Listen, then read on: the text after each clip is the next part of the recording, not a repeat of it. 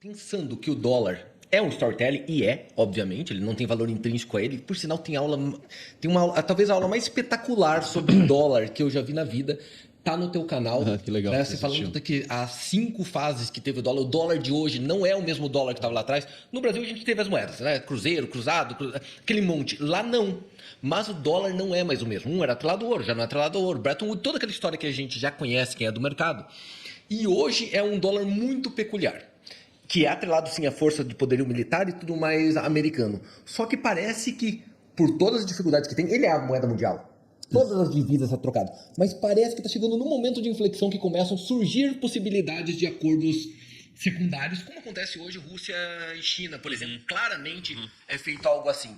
Quanto isto, essa mudança de regra, vai fazer esse poder do storytelling de todo ser humano, né, no momento nosso, pensar, o que vale mesmo é dólar. Porque um abalo no poder do dólar mudaria toda a regra econômica mundial. Tudo, os ativos e tudo mais teriam uma nova visão sobre aquilo. Sim, mudaria. A gente chegou perto, né, com o Trump, com aquele negócio. Eu digo, o castelo ruir, assim, os Estados Unidos ruir e perder a confiança do dólar, que é... Não, nunca chegou perto. Nem perto ainda. Eu não acho que... Eu acho que a gente teve um abalo, que foi a questão do Capitólio, da sociedade americana mostrar que pode entrar num choque profundo e no ápice seria uma guerra civil. E aquilo era uma demonstração de Fraqueza. que a sociedade americana passa por uma instabilidade grande. Mas dali, para a gente chegar no dólar, tem um longo caminho. E esse caminho, na verdade, a gente tem que olhar para outras questões que não é só a história que tem por trás do dólar. Essa história está baseada em alguns conhecimentos econômicos, de política econômica, muito sólidos. Então, por exemplo, quando você fala em contabilidade, vou dar uma pequena coisa, assim, esse assunto ele é mais profundo, mas quando você fala de contabilidade, você tem o conceito das partidas dobradas, que você tem uma entrada e uma saída correspondente, certo? Isso existe na política econômica de uma nação, numa esfera grande. Então, nós temos a balança comercial e você tem a balança financeira. E quando a balança comercial ela é deficitária, a balança financeira é superavitária. Isso não é... isso é uma regra. É uma regra da contabilidade, de partidas dobradas. Igual tem o ativo, tem que ter o passivo. Então, todas as vezes... Olha que interessante isso que eu vou colocar aqui para vocês. Para você ser uma moeda internacional, a moeda de reserva do mundo, você precisa permitir que todo mundo compre e vende a sua moeda. Se ninguém pode comprar a sua moeda, não tem como eu e ele usarmos a sua moeda. Então, a primeira coisa que você tem que ter, a sua conta capital e financeira tem que ser aberta. E se você tem a conta capital e financeira aberta, você vai ter uma conta superavitária, porque todo mundo está querendo comprar a sua moeda. A sua balança comercial vai ser o quê? Deficitária. Então, vamos lá. Para uma nação ser a moeda do mundo, ela precisa ter alguns pré-requisitos. E um deles ela vai ser deficitária na balança comercial. Para ela ser deficitária na balança comercial, ela tem que ter um modelo econômico que permite ela crescer economicamente sem ser exportando. E ela tem que ter, então, alto consumo interno. Veja que curioso. Das 5 maiores economias do mundo, só os Estados Unidos têm isso. Porque a China, o Japão, Coreia do Sul, a Alemanha, todas são economias baseadas na exportação. Então, elas têm balanças comerciais superavitárias. Portanto, elas têm uma conta capital, uma conta financeira deficitária. Então, elas não têm essa abertura econômica. Então, a sua economia tem que estar preparada para você perder dinheiro vendendo. Você vai acabar consumindo, importando mais do que exportando. E a economia tem que funcionar. Se ela é uma economia de exportação, ela vai quebrar. Você tem que mudar o modelo econômico. O ponto existe um conflito de interesse entre você coordenar a sua economia monetária e, ao mesmo tempo, manter o quê? Manter o fornecimento da moeda para o mundo inteiro. Isso foi chamado, o paradoxo de Triffin, que ele disse o seguinte: não tem como uma nação resolver os seus déficits internos e fornecer todo o dinheiro que o mundo precisa para usar a moeda dela. Quanto mais ela fornece o dinheiro para o mundo, mais os déficits delas aumentam. o déficit dela vai aumentar. E quanto mais o déficit dela vai aumentar, o que vai acontecer? Ela vai se sentir o quê? As pessoas vão sentir menos confiança na moeda dela.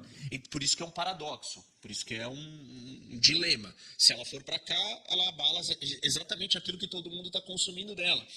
Enfim, assim, é um assunto complexo, mas eu só quero dizer uma coisa. A gente não tem nenhuma economia no mundo preparada para ser a moeda do mundo, para substituir o dólar. Até por uma questão óbvia, né? Porque a tua explicação é genial, porque mostra para o pessoal em geral que não é só benesses você ser a moeda mundial. Ele tem vantagens, mas tem um ônus pesadíssimo por ele. E aqui junto uma história muito interessante. Se você pensar em impérios, vamos pegar lá o Império Romano, séculos. Pega o Império Forte Financeiro, Revolução Industrial, Inglaterra, 2 séculos. Estados Unidos é 50 anos, 70 anos agora, é pós-Segunda Guerra Mundial. Tá ficando cada vez mais curta a troca de impérios, vamos chamar. Até porque o equilíbrio é difícil. Pô, o governo americano nunca teve num déficit tão grande e nunca tão endividado como tá agora. Mas essa gera dívida e esse déficit, ele é um produto do desequilíbrio das outras economias do mundo. Você colocou muito bem. O ministro das Finanças francês, ele intitulou, chamou a vantagem do mundo rodar em dólar, ele chamou essa vantagem para os americanos de vantagem exorbitante. Os Estados Unidos tinham uma vantagem exorbitante pela moeda do mundo ser a moeda deles. Tem gente hoje que diz que, na verdade, isso não é uma vantagem, é um fardo exorbitante. Mas, o ponto é, o déficit americano, ele vem em grande medida porque o mundo inteiro compra dólar. Ou seja, o mundo inteiro está dando crédito para os americanos barato. Não tem como não se endividar. Não, porque é um fluxo de dinheiro, é uma quantidade infinita de dinheiro entrando a custo zero. Ok, agora estamos vivendo juros mais altos nos Estados Unidos, mas isso é um produto de uma outra situação específica, que foi a pandemia e tal. Então, um choque. Ele não é o comum. Então, o mundo inteiro dá dinheiro para os Estados Unidos sem ter nada de volta, de retorno, de juros, e não para de dar. Por quê? Porque a economia do Japão, a economia chinesa, a economia alemã, a economia da Coreia do Sul, de todos os outros grandes países, depende do consumo de um único país, dos americanos. E é engraçado que a sensação, pelo menos a minha, é que é um sistema, um jeito, um modelo que parece que está cansando, vamos dizer, cansando. E outros procuram saídas. Você fala uma coisa que eu concordo plenamente com a visão de que o mundo está se dividindo novamente, não mais em direita, esquerda ou qualquer coisa assim, mas entre países livres, vamos chamar assim, democráticos e antidemocráticos, em que são encabeçados basicamente Estados Unidos, por um lado no democrático e o outro lado como China. E claramente a gente vê, qualquer pessoa em casa consegue dividir na cabeça dela. Estados Unidos, a Europa, Japão, do outro lado pensa China, pensa Rússia, Irã, e assim vai, Irã. Aqui na América do Sul você consegue imaginar a Venezuela do outro lado que ele tá. É fácil você separar, né? Se você em casa consegue separar, é porque o mundo já está sendo separado. Claramente já está sendo separado.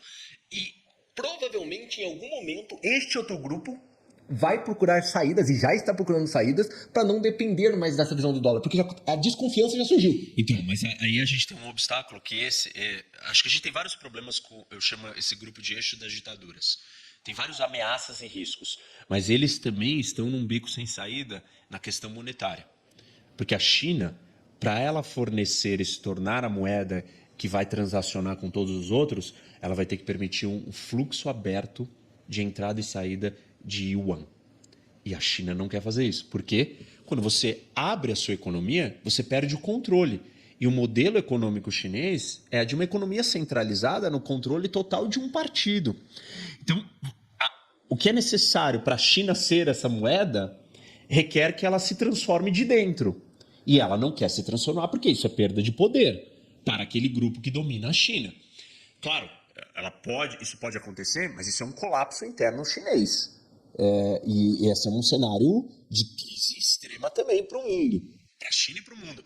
A China não vai querer, ela está fazendo isso num certo limite de quanto que ela adota a moeda dela como uma moeda de troca comercial para se proteger de possíveis sanções americanas, se tiver uma briga com os Estados Unidos, mas ela não pode aumentar demais esse volume, porque aumentar demais ela vai ter que permitir que todo mundo comece a comprar e vender yuan.